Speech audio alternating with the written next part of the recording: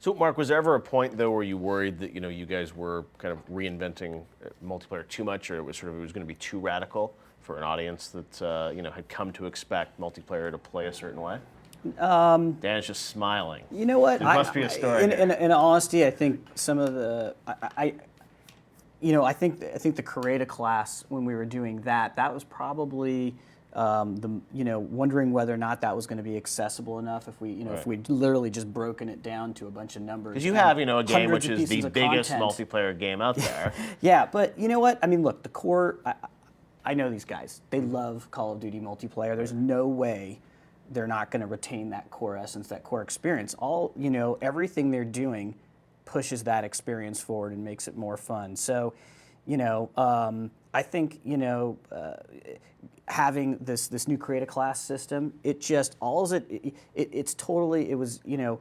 I could see the team going in that direction last game. They started doing some extensive customization, but they hadn't messed with the core systems as much. This clearly does.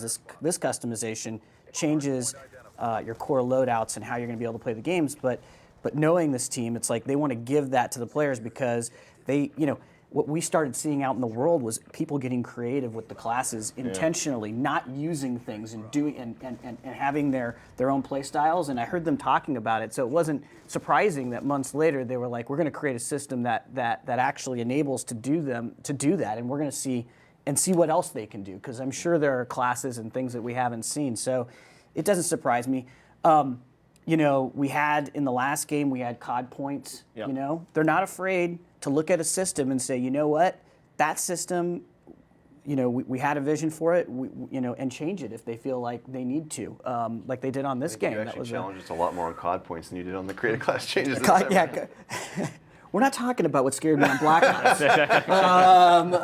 But I mean, obviously, this is it's radical, it's new, it's different, and you said sometimes things are working or not working, but you guys I guess have a couple of years here to really iterate on ideas. Yeah, I think something like Creative Class. I mean, those radical changes, was that happening a year ago, or was that? It was right in the beginning. I mean, I think you'd asked about what kind of stuff was left on the cutting room floor, and for multiplayer, there really wasn't a whole lot. I mean, we came out with some crazy ideas that didn't really start off strong necessarily in terms of how the original design was, but all of the ideas for features that we had in the game are what you see today in a much more polished form. So there really was a pretty strong vision from, back last year through the summer leading up to about November. November was when we had our first real big milestone that kind of solidified what the feature set for multiplayer was going to be.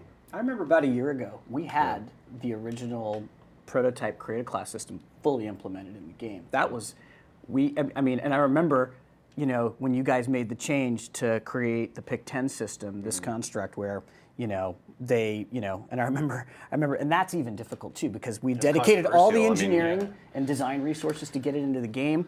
It got good response, but there was still that thing where it was like, it's a bit complex. The team becomes attached to something a certain way, like when the very first time you do something, there's an initial reaction to it. I remember that the very first time we had Create a Class as a big bucket where you just had a budget, the team reacted really strongly to it. Everyone liked it because the first thing everybody did was load out with the craziest class they could possibly think of, and that wasn't a very fun game. But then they realized that there was kind of like this balance that they can just do crazy stuff with the classes that makes it more fun and lets them. So it sounds like people on the team are they're constantly playing the game, like Jim, and you're saying they're making these multiplayer changes, but it's not like they're off in an isolated part of the building and then you see it later. It's like everyone's kind of checking out the game almost daily. It sounds like every day. Yeah. It's all out there for everyone to kind of grab, play it, and see what they think. A lot of times like this, I'm like, I want it all, and then, like you said, you play in a game where it's a mess, and so it has to get kind of tuned and brought back to somewhere that is actually fun. Do you go out to your fans? I mean, is this all done at Trek? I mean, how do you figure out what's going to work, to the outside world? You have to rely. Look, you have to rely on your own gut, your own instincts. As creators. So you're not focus testing this and seeing how people respond to it. But we do. We've got inside of Activision. There are people that we share it with, and we get feedback from, and there are some other trusted sources. We will actually, occasionally throw out ideas to the community. David's fond of occasionally throwing out an idea to the community, as many people online know. Yeah. And he is collecting information. He may not be asking you like directly about a new feature. He's talking about an issue, and he's trying to understand how people feel about it, or how people think about it, or what people would think of certain things. And I'd say that does factor into your decision making. It's not, it doesn't determine what it is, but I think it helps a little bit. And of course, we have a really vocal and active community playing Black Ops. So it was, and just in Call of Duty in general, we listen to the entire community, whether they're playing our games or not. And I think the team does take that to heart. But ultimately, when you're coming up with something, and the community doesn't know what you're making, you can't go to them. You have to go with the internal play testing. But these guys play every day. They've been playing their game. So the multiplayer team, they have a play session every day on their game, and they give each other honest feedback. A change that's this big, you really have, like Mark said, you have to rely on your gut instinct. I mean, when it comes to the execution of how that change gets implemented into the game, that's when you can get people in to focus test. A lot of times we'll bring one guy at a time, and we'll say, hey, here's the controller, go to work, and we'll watch how they interact with the system and watch some of the mistakes they make or the frustrations they have, and we'll say, well, this is kind of clunky. Let's polish it up here, and we'll go through that process where we will do user testing on interactions with things, but you can't really user test a change to create a class like that. I think it would be dangerous in a lot of ways. You have to wait until the game is more executed. Than we have done some tests and things like that, and we decided to actually, reveal it to the world and let them get hands-on it at Gamescom, which was a pretty bold step. Yeah. But I think there was a lot of confidence when you have that many people saying, yeah, we've got something and we're really happy with it. It was actually, in a way, not that difficult.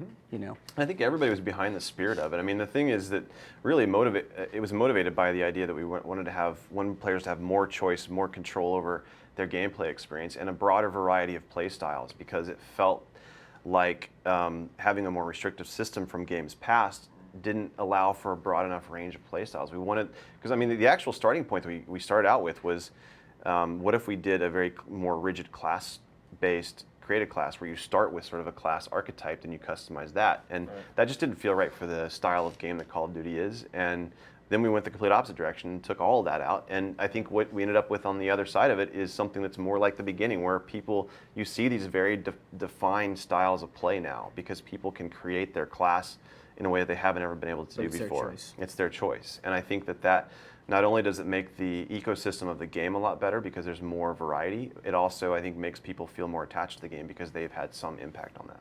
Absolutely. All right. Well, the people will get to test it out here in just about a month when the game comes out on November 13th. Next week, we're going to get to zombies. Jimmy is going to break down what they're doing, and hopefully we'll get a little more information out of them about zombies in Black Ops 2 right here on the bonus round. Ready for Black Ops 2? Be sure to watch Jeff Keighley and the team behind Black Ops 2 showcase the game's launch live as it happens from New York City. Tune in Monday, November 12th at midnight to watch GTTV Live, Call of Duty Black Ops 2 World Launch, for insider access to the biggest game launch of the year.